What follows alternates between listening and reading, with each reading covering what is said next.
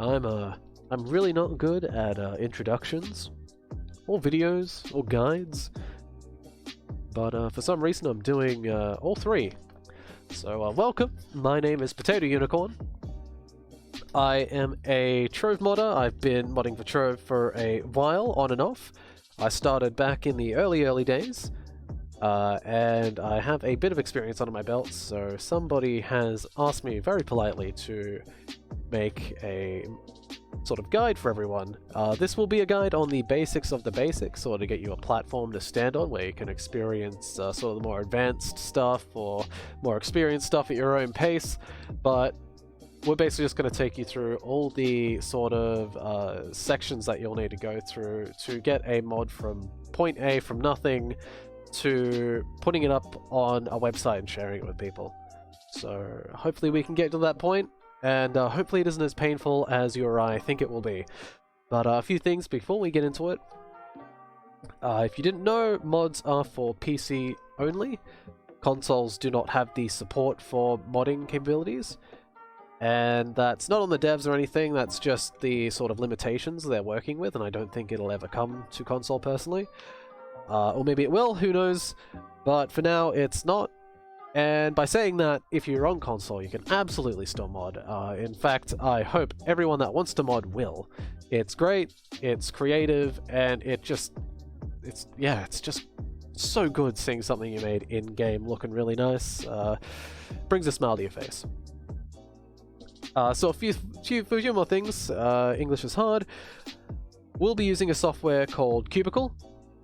I've used it since day one of my modding journey. It's done every single thing I have wanted it to do, and everything that modding for Trove needs it to do. It has nothing feature-wise missing. It's done everything I've needed to do making my mods, and it does cost a bit. I think it's around 20 Australian dollars, a bit higher, but depending on what currency you use, it might differ. And please note, there are free voxel programs out there. Like there's a bunch of them. Troxel for one, just off the top of my head. But for this guide, we will be using Cubicle. And please note that if you do plan to purchase Cubicle to continue your journey into the modding Trove, universe, experience, whatever you want to call it, you do not need the DLC stuff if you're buying off Steam or on their website. The main program does everything you'll need it to, so no issue there. And then to assist us in this, we will be using a community-made software called Trove Tools.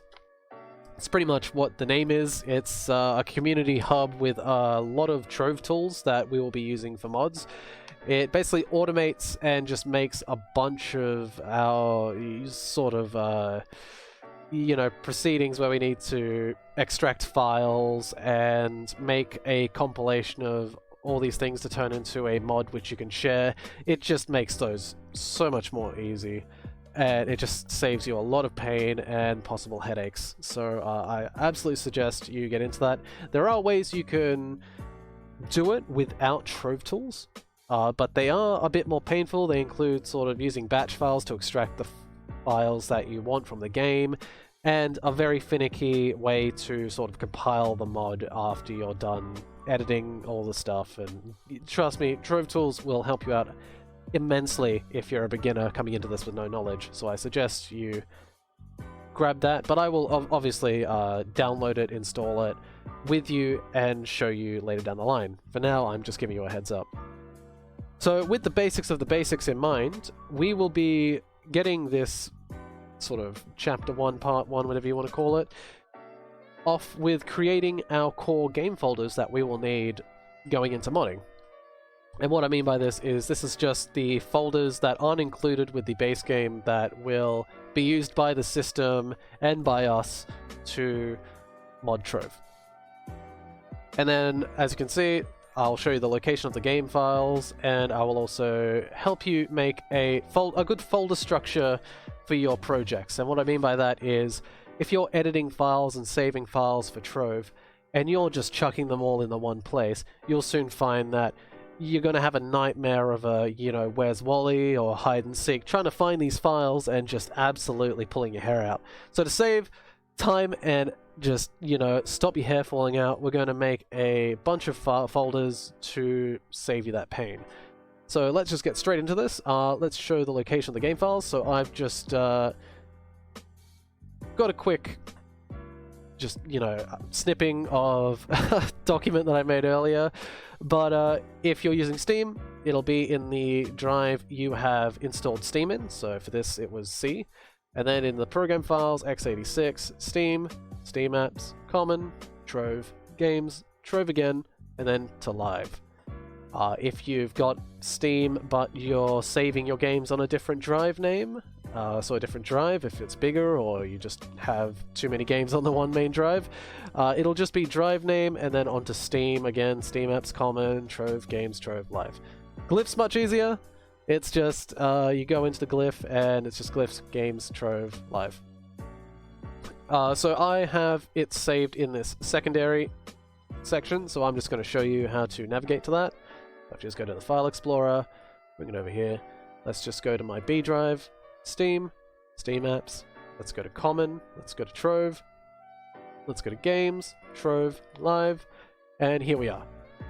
Now if you're using Windows, which giant possibility that most of you are, just bring it back to Trove, right-click on the Live folder, and just pin it to your quick access if you've got the room. It'll help a ton, because we're going to be visiting this so much during this modding guide. It'll just save you a lot of clicking. So with that said, we're at the main sort of folder location for the Trove game. We'll need to set up some folders. So the first one we're going to make is one that probably, if you're familiar with using mods, you'll probably have, and that is the mods folder. And what the mods folder does is it basically just makes a folder where you can put all of your mods you download off like Trovesaurus and just all the mods that you make in the future, and just put them there and just have them integrate with the mod menu in-game. So in the main menu you can go to your mods section and disable and enable the mods that you would like.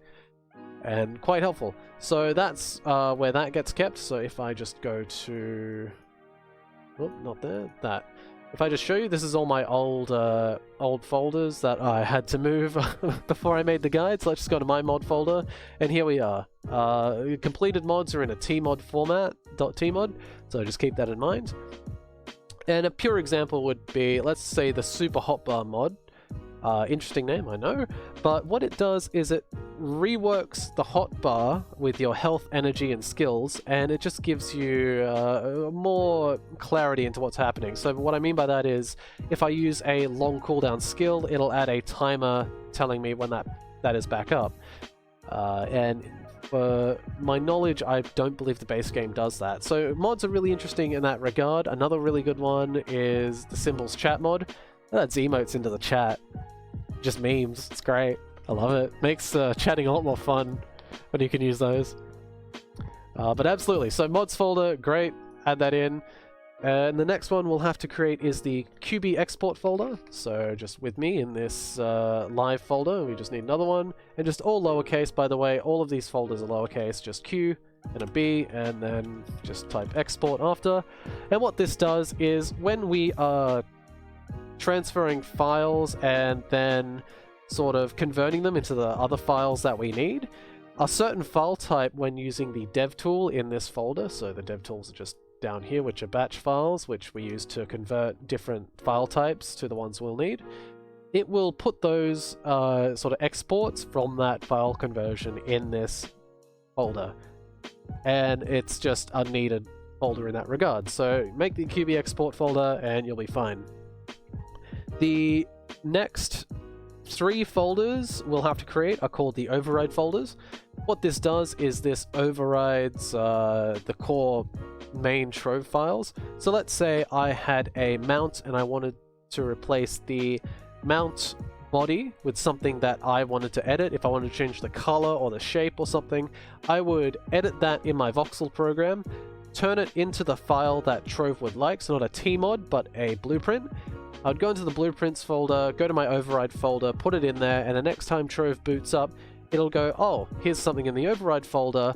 I'll replace the name of that file with the one that I have, and by replace, it just temporarily overrides the core main file. It doesn't replace it in terms of getting rid of it or putting the one in the override folder on the core main file. It's just temporary override saying, hey, I'll replace this just while it's in this folder.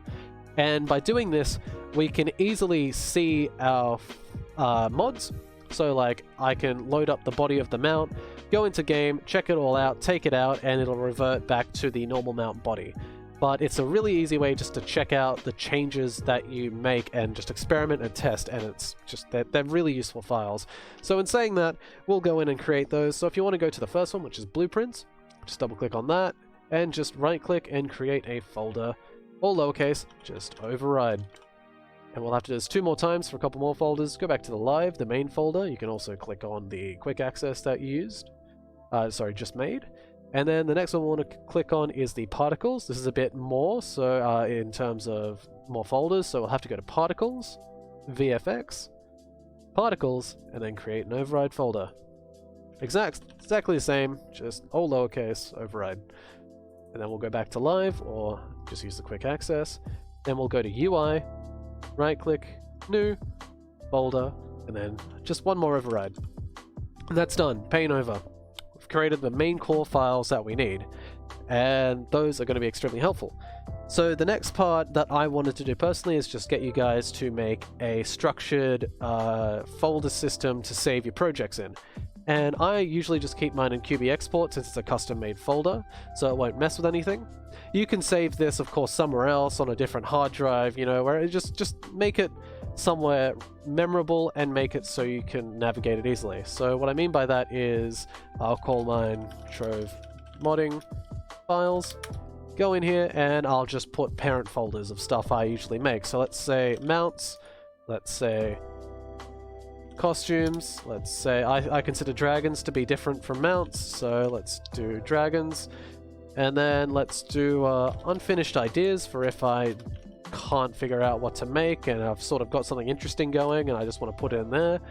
And then let's go weapons, you know, and just helmets, hats, faces, whatever. You can put it in there. And then I like to go even further with this sort of stuff. So I like to go mounts, you know, let's go with horse rig. Then let's do like, oh, you know, I've got a custom name for my new horse project. No, that's stupid. Let's just call it like Zephyr or something. I'll have something like that, and then I'll go, oh, this is the first version of it. And then I'll put the file types that I save it with, so QB. .qb is the file type that we use in our voxel programs, so it's cubicle. And then I'll put the blueprints, which you saw before. We went to the blueprints folder. This is the one that we convert QB to blueprints and then use the blueprints to basically say, I want to test this in game, put it in the override folder. So that makes it simple, but I only really save the blueprints in here for when it's like the finished blueprints. So I have just a backup. And then, you know, you can keep going with this. You can go as far deep as you want to go and just make it so you can navigate it easily and everything's organized, and you'll save a bunch of just pain, trust me on that. And yeah, with that, once you've finished that, that's the end of the folder preparation that we will need. And absolutely, good luck. I'll see you in the next part, and thanks for sticking with me so far.